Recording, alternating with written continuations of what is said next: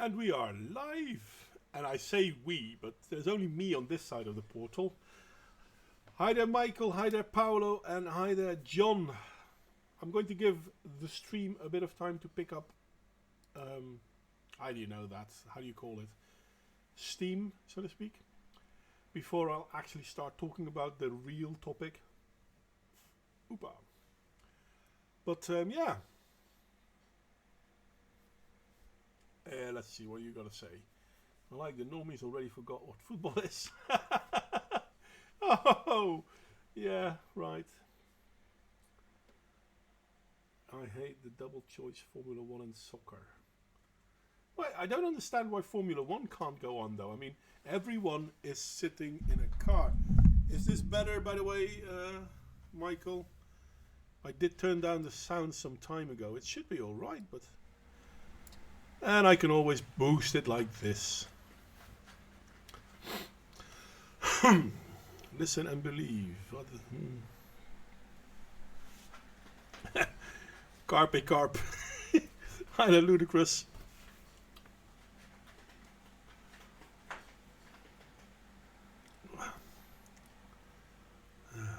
So is the sound better now, Michael? Because hey, I mean, I want to make you feel better.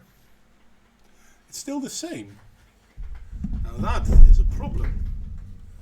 It should be way better, to be honest. Now it is better, okay. Well, that's weird. I mean, I changed it, then I asked you. So the changes should have been right away. And I wanted to say that I don't understand why Formula 1 is being cancelled. I mean, people driving around in a car. If it's okay to be 1.5 meters apart, then surely it must be okay to be in a car. Anyway, this whole Corona thing is... not going to talk about Corona today though, never mind that. Today we're going to talk about how listen and believe is a lie. Or rather, how the Me Too movement has its issues.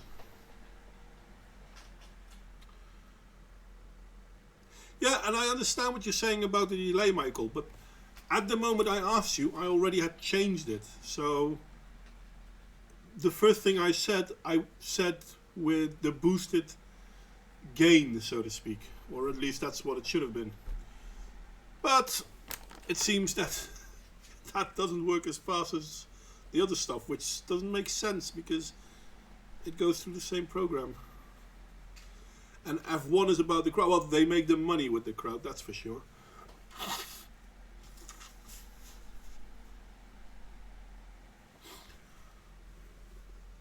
And you have one more week of lockdown. That's nice. In the Netherlands, they're already talking about end of May.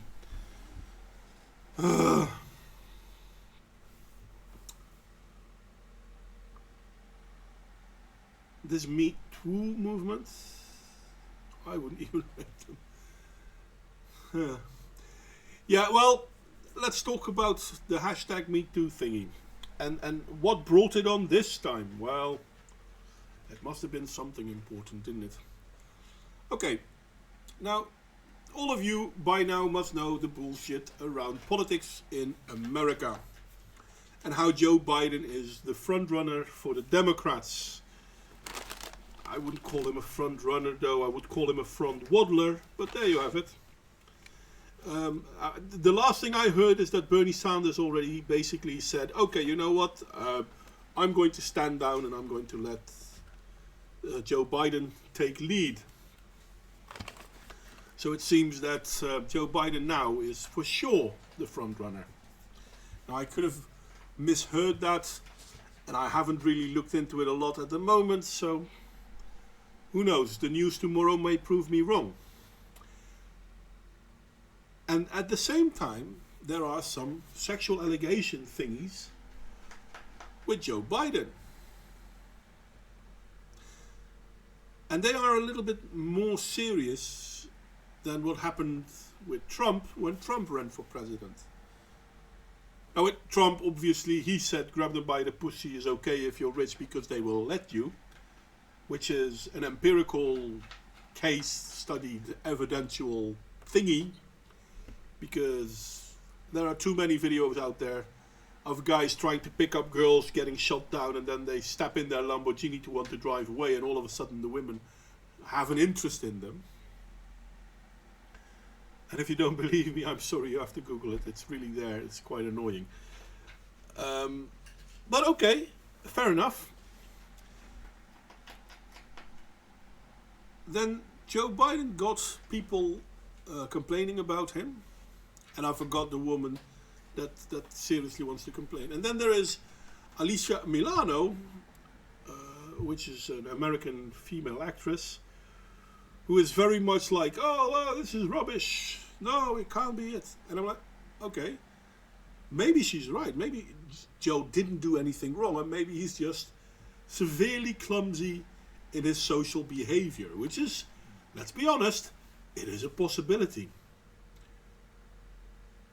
But it goes against the listen and believe thing.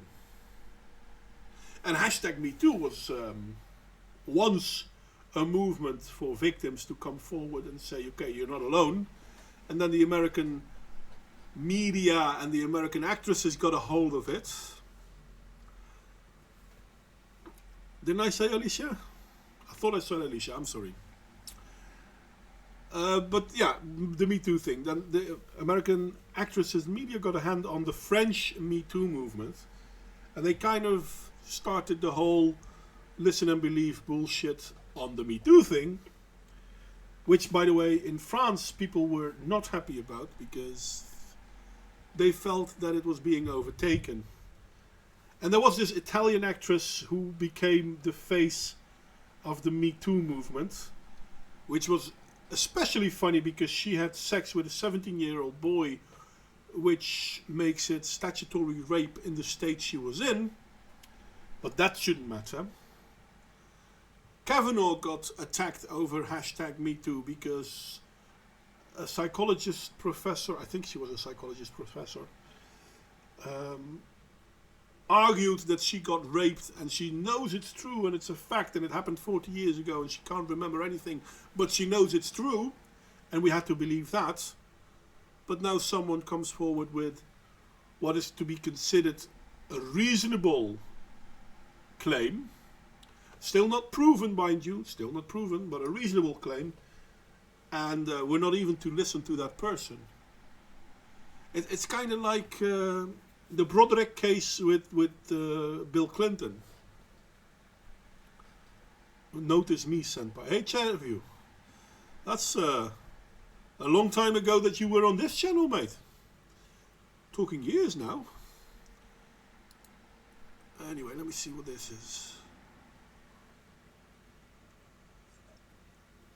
Anyway, we're going back to the Broderick case with the Clintons. And there, Me Too wasn't an argument.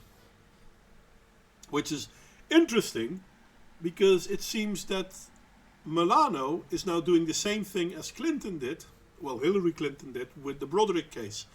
Basically saying, no, this is only true when it's not us.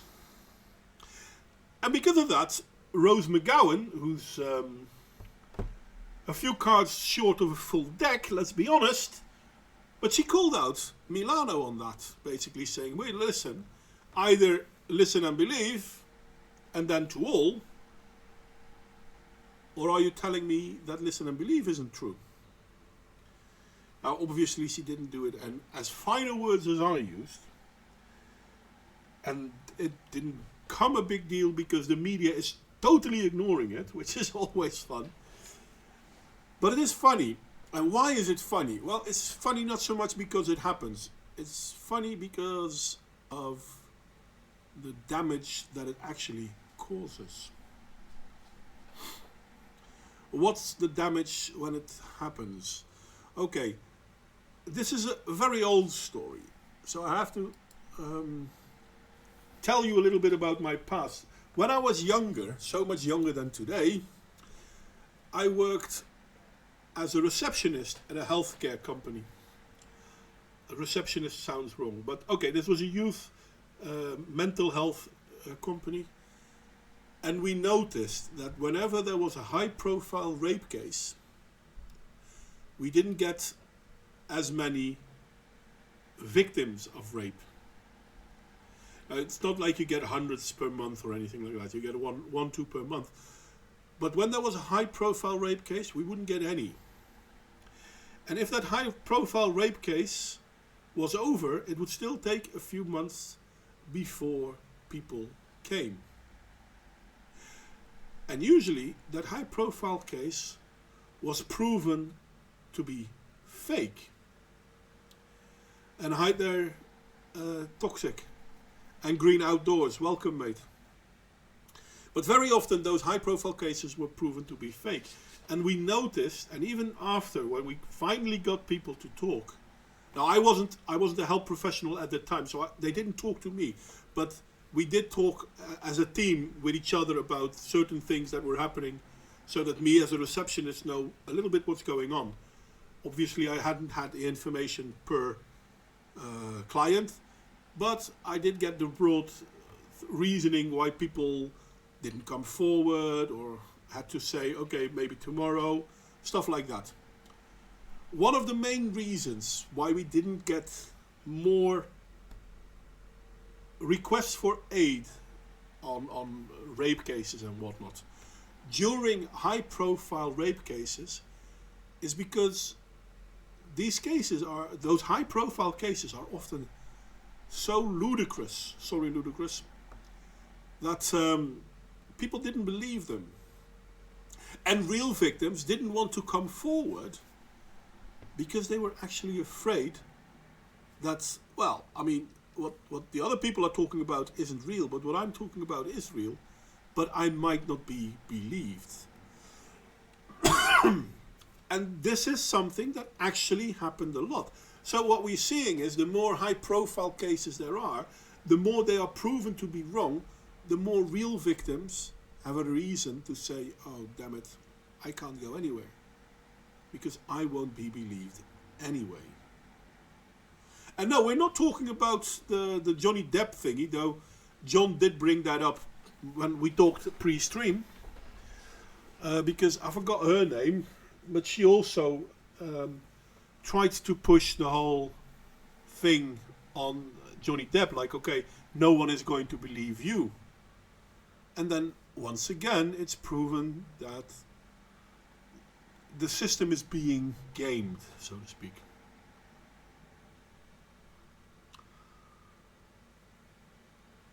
So, yeah, slightly back to the topic.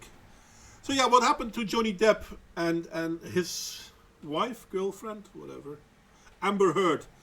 Thank you, Michael. And John told me literally half an hour ago. So I should still remember. I'm really crap with names. I really need to write shit down.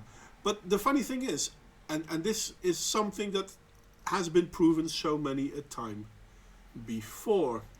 And to prove to you that I'm not making this up, I'm going to an article from, an internet thingy from Save Our Sons. There we go. Oh, I should move it a little bit. So that's better. Should look better now. What we see with this thingy, Save Our Sons, keep our boys enrolled in college and educated, yada yada blah blah blah. Listen and Believe actually hurts rape victims in the long run. This is an internet thingy written in 2016. And had I taken 10 minutes more time preparing today, no, that's bullshit. I had it prepared, but Google destroyed all my windows. It's a problem I'm having lately. I have stuff standing open in my Google browser, and then when I log my computer out and when I turn it back on, it opens all my old browsers because that's how I had it set. But lately, sometimes it won't. But the worst part is I can't even find the stuff that it won't open in my fucking history. Anyway, that's me being pissed. Listen and Believe actually hurts rape victims in the long run. And this is something we've known for quite a long time. But the media is absolutely ignoring this. And the police, they know this, but there's very little they can do. They can hardly say when a woman comes to the police, oh, well, yeah, no, your case is probably bogus, we're not going to take you certain. But the media knows this too. And they play along with it anyway, because, hey, it sells. When a woman starts talking about how she got raped by the whole Duke lacrosse team of her college or university, yeah, that's big news.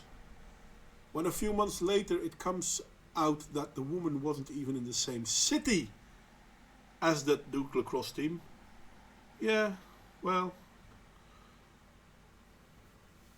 And yes, I know we can have it on a different way, and I should do that, and I had it open. It should have been open. Quite annoying. But yeah, you're right, Michael, you're right.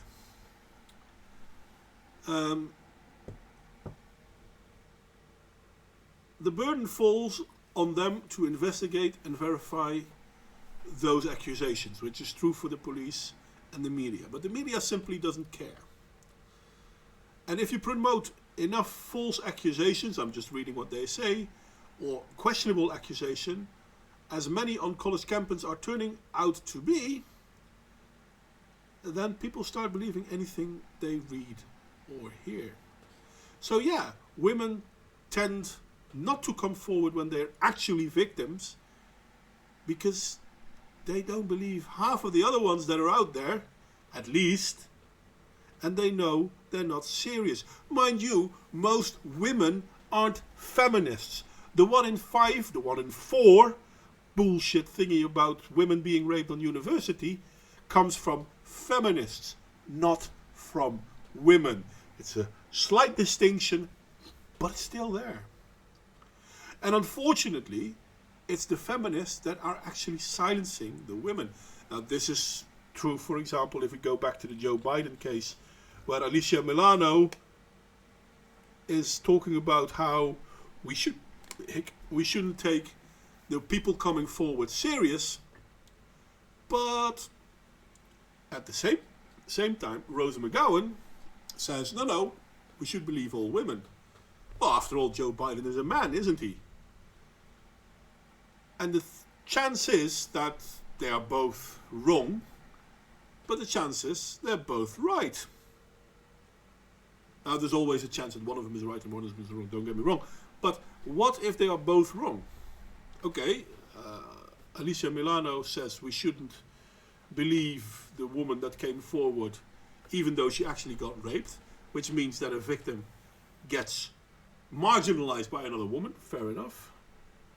And then, at the same time, what if Rose McGowan is wrong? No, we should believe everyone. Well, the problem with either of these cases is that we shouldn't believe either of them, nor should we disbelieve them. We should leave it up to police. We should leave it up to factual research. But somehow, that's not what we do. And that's why listen and believe is such a painful thing. I'm going to remove this one for now because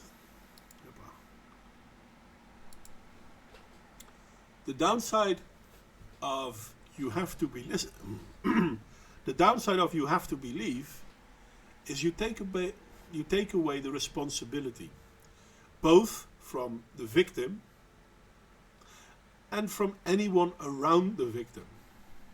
Now, what responsibility is that? Well, first of all, you have to be able to take care of yourself. And you have to protect yourself. You have to make sure that you're not in certain situations. And you can still be a victim if you do that. Don't get me wrong. So we should never make fun of victims. But funny enough, pretending that, well, I didn't like him when he put his hand on my knee, is the same as when I was walking home I got raped inside of my car. It's the same thing. And somehow, that's what #MeToo has come down to. Okay, don't get me wrong, there isn't a man out there that will tell you that rape is a good thing. I mean, even rapists know that rape isn't a good thing. Yet feminists keep pushing the idea that men are all in favor of rape. Funny enough, women realize that men don't think rape is a good thing. Feminists don't recognize this. And somehow, this is something that always seems to turn around and bite the feminists in the ass. It's amazing to see how this time and again keeps happening, even though we know that it harms true victims.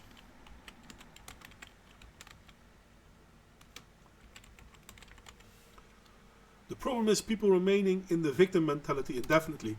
Yes, well, that is definitely a problem. And why is that definitely a problem? Well, because you have to be able to be a person again. And if you see yourself as a victim, you're basically seeing yourself as someone who doesn't have any responsibility or indeed agency within your own life. And you can't live your life like that. And there have been quite a lot of high-profile rape cases that have been considered to be false. Now, we all know the older ones, like the Douglas Cross one, how do you call it, the mattress girl.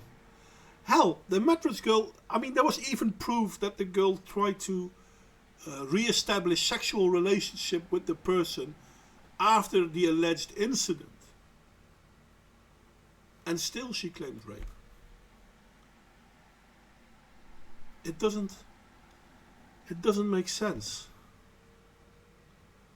And there have been some strange stories about men being exonerated after 26 years.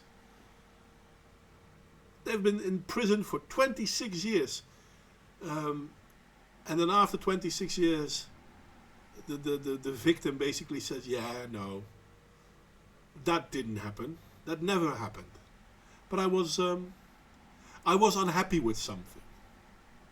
If you don't believe me on that one, check out the convictions of Perry von Dijk and Gregory Counts, I think they're called. It's a rape case from 1992. It's quite annoying. Wait, maybe I should just show it to you. Actually, maybe that's a better idea. Let me Google it for a second, because obviously. And there you have it. Now to share the screen again. I'm sorry, guys. I had a lot of information out for you, but I lost most of it. Anyway. Here you can see it. Every district attorney's nightmare. 2 men exonerated in a 91 rape claim. And they finally got released. Gregory Counts walks out of prison as a free man. After having been in jail for 26 years. And the funny thing is, rapists don't have a good time in jail.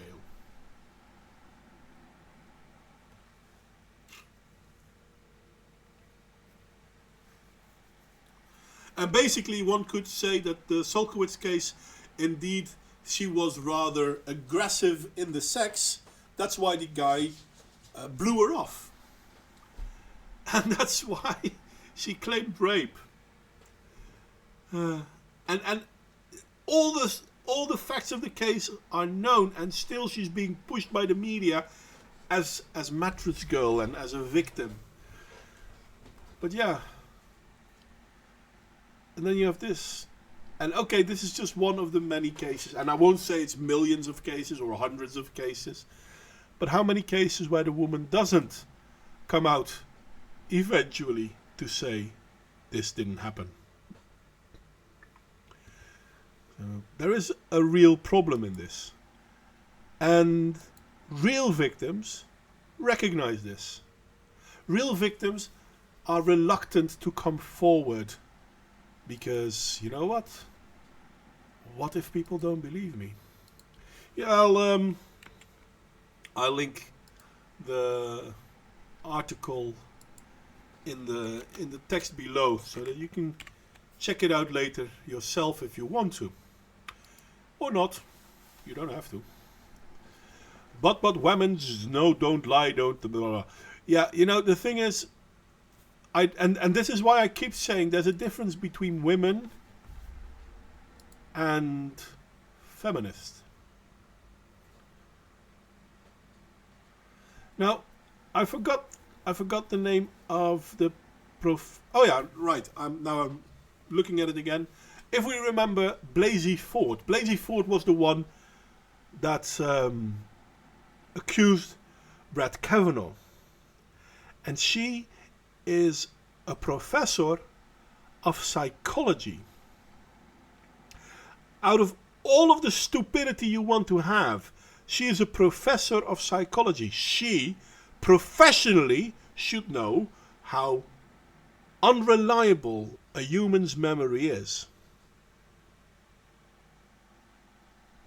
There isn't a professor of psychology out there, or indeed there isn't a psychologist out there who cannot explain to you why your memory is unreliable. And the older the memory, the more unreliable it is. Which makes her coming out on the rape case on Kavanaugh extremely political. And people know this. And because of this, real victims don't come forward. And here you see the bullshit, the problem with the political environment we have found ourselves in. The oikophobic, destructive narrative that we have in our society. Reality is a victim to political ideologies. It seems that women are the victim of feminism. Now, pointing this out is quite annoying, I understand. And you know what? We've seen the listen and believe thing long enough. I'm going to show you something else. Something that I myself think may be far nicer. Cue the rabbits! Here are the rabbits. Anyway, so there is this problem that we are being scared to come forward. Because if you come forward against someone in a certain political party, you're especially not going to be believed. But if you come forward against someone in the other political party, no matter how open and completely untrustworthy your story is, you must be believed. Now imagine what that does to real victims. And yes, they are bunnies, you're correct. Okay, I'm sorry. They're not rabbits, they're bunnies. The rabbit safe space. But look at the beautiful. I mean, this I can't look at these rabbits and like get pissed. So I also put it on for me, to center myself a bit, to relax, because there is something really dangerous going on, and it's being pushed by this politicization of our society, and it's being pushed by ideologues, whether they're feministic ideologues, whether they're socialistic ideologues, and the two of them at this point in time are still somewhat agreeing with one another. They're still in each other's positive light, so to speak. So it's those two against the rest, if you want to call it like that. But if you look in England, for example, the trans-exclusionary feminists are already being ostracized by the others. So you can already see where feminism and social Marxism will bite each other as well. And this will cause problems as well. But bringing it back to false rape allegations. The problem with false rape allegations is that the more false rape accusations we have, the more people will be incarcerated falsely.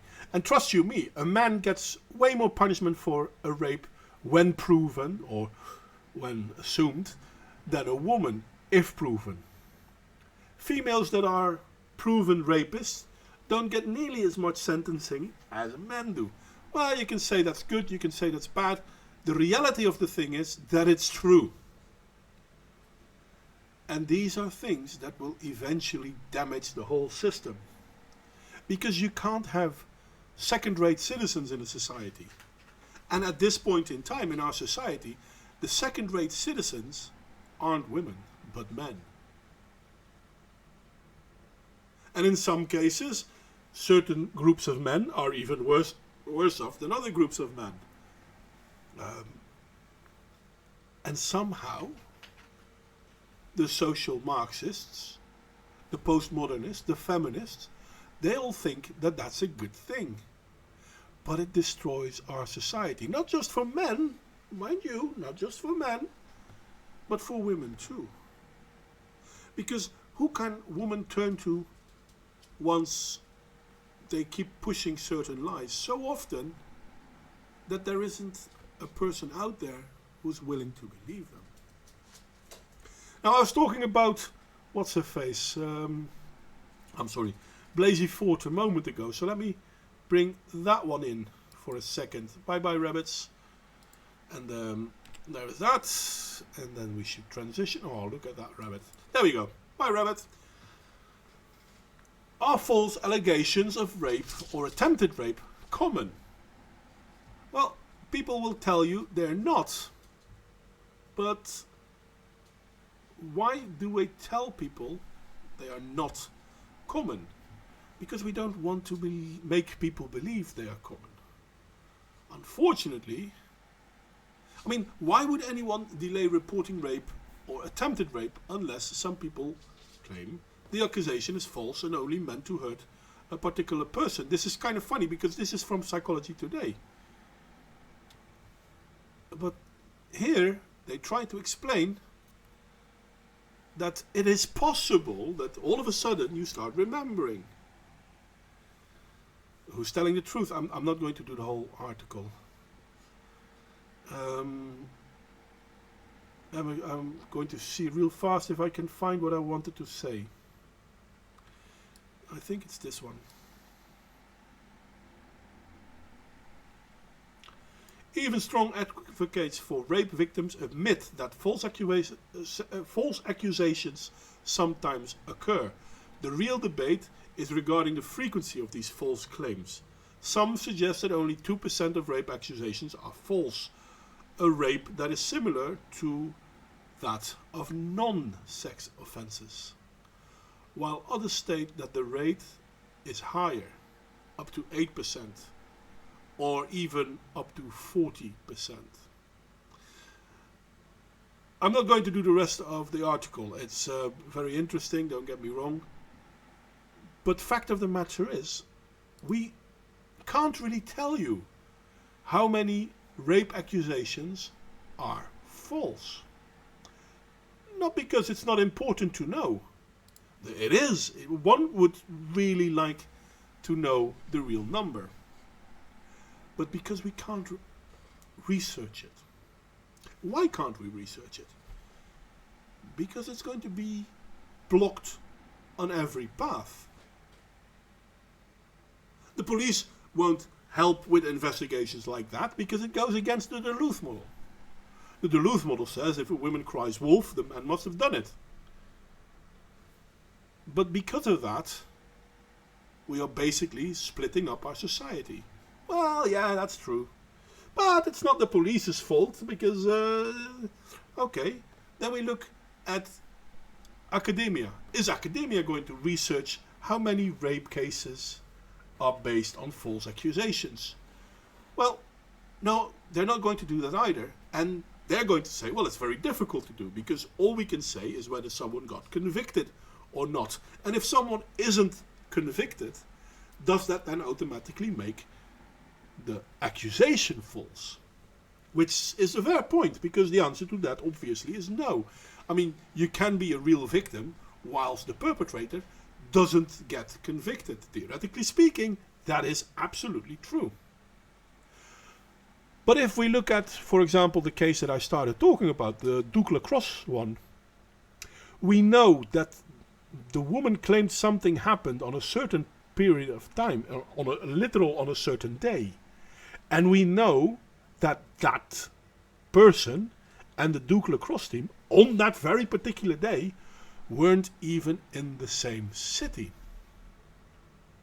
I'm sorry, but if we can't call that a false accusation, then we can't call anything a false accusation.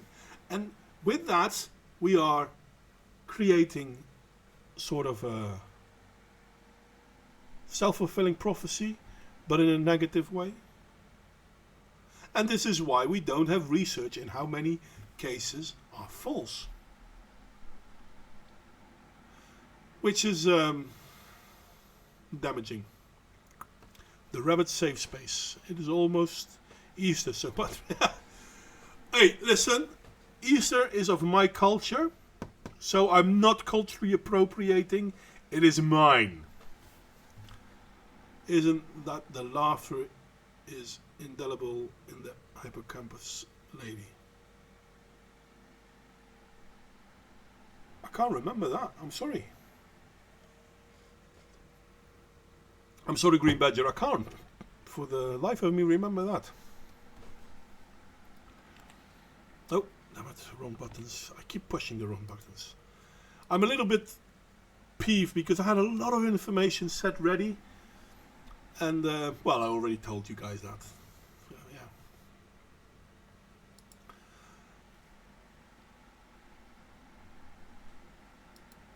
And the problem with false rape accusation isn't only... Hi there, High Desert. The problem with false rape accusation isn't only that real rape victims might become reluctant to come forward.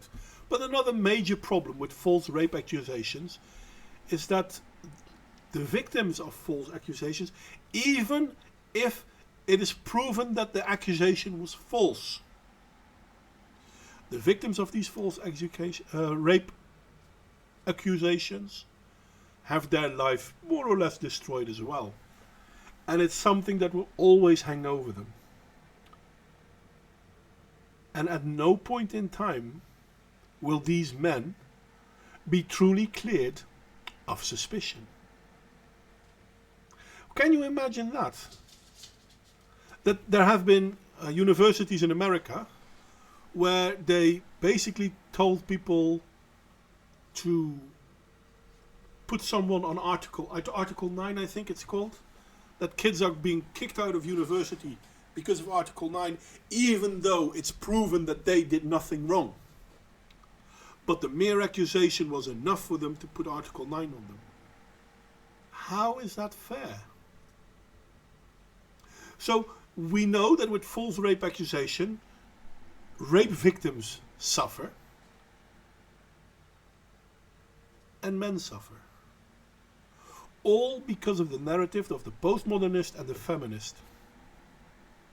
I'm sorry people, but for those of the world out there that still doesn't recognize the problem with these people, yeah.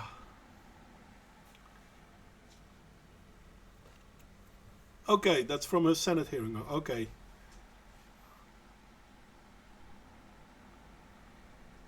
I can't remember that. I know I said it. I said it. I know I heard it somewhere before, but I can't remember where. Okay. Thank you. So yeah, but if we look at the Brett Kavanaugh case, for example, how many people's lives got destroyed over the Brett Kavanaugh case? Well, obviously people are going to say, well, yeah, no, but Brett Kavanaugh, he's now a Supreme Judge, he'll manage. Yeah, but his life isn't the only one that got touched by the whole thing with the Kavanaugh thing.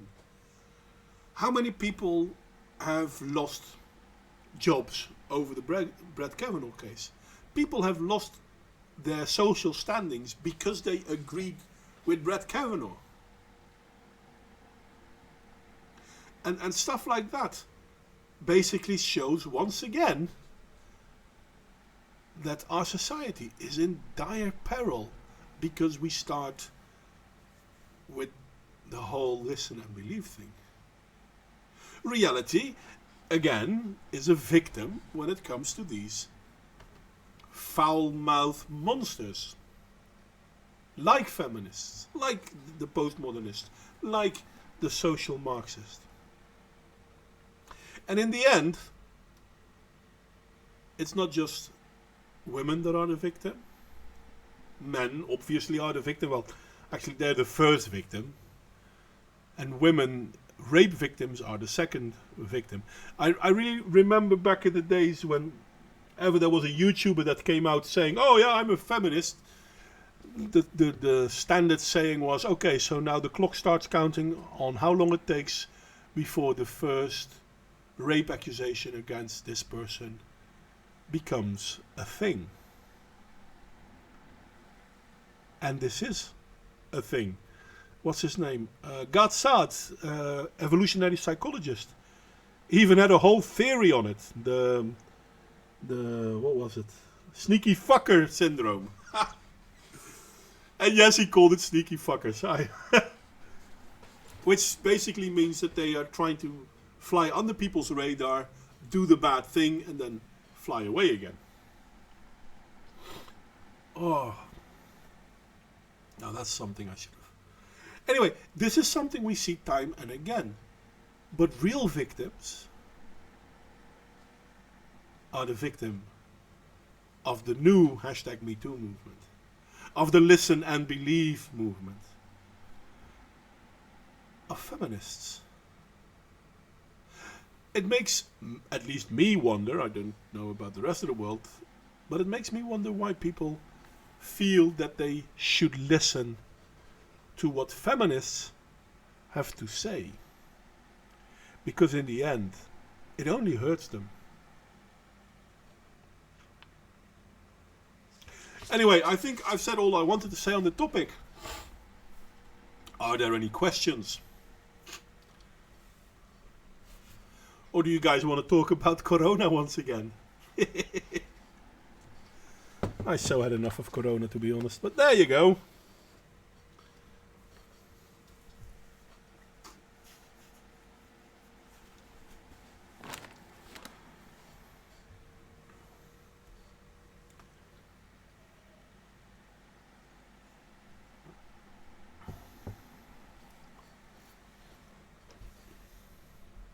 Welcome to the destructive age of male guilt.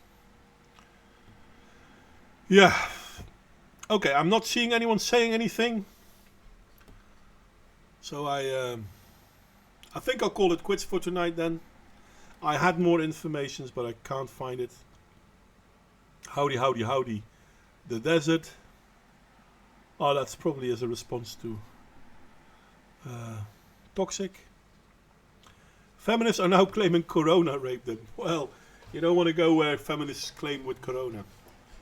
Though it can be always one worse, because in America, black activists are claiming Corona attacks black people more. Even though it's very visible that black people have chosen not to take any precautions. It's kind of funny because I was working on a video on that topic. But today, Sargon of Akkad posted his, and I have to admit, I mean, what he made is, well, he's a better YouTuber than I am. I mean, it's, but at the same time, I'm not sure if I'm still going to make the video now, but I might have information of black people telling other black people, yeah, no, don't worry, man. I mean, it's Corona. It's a white man's problem. Never mind that it started in China, it's a white man's problem. Every minute we talk about Corona, another woman makes 79 cents for every dollar. But isn't that counterfeiting, Paolo? If you're making sense? See, that's the problem with counterfeiting. We don't take it serious anymore.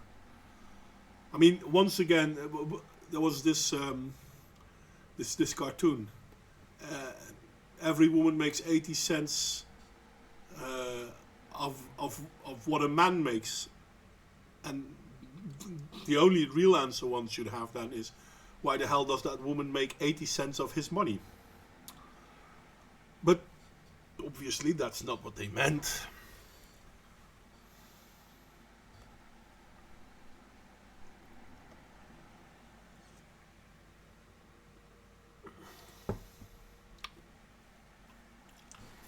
No, thank God I will never know what it's like to be a woman. And then again, I'll never have that privilege. Oh, that's another way of looking at it.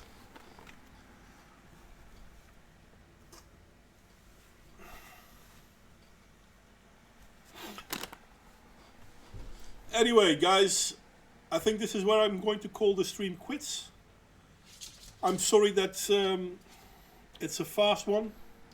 I had it well prepared this time. But yeah, I hope to see you all next time. And yeah, criticism as always, you know the drill. Considering that it's only me up here, I can easily say see you all later. And I hope you guys had a good time. Till next time.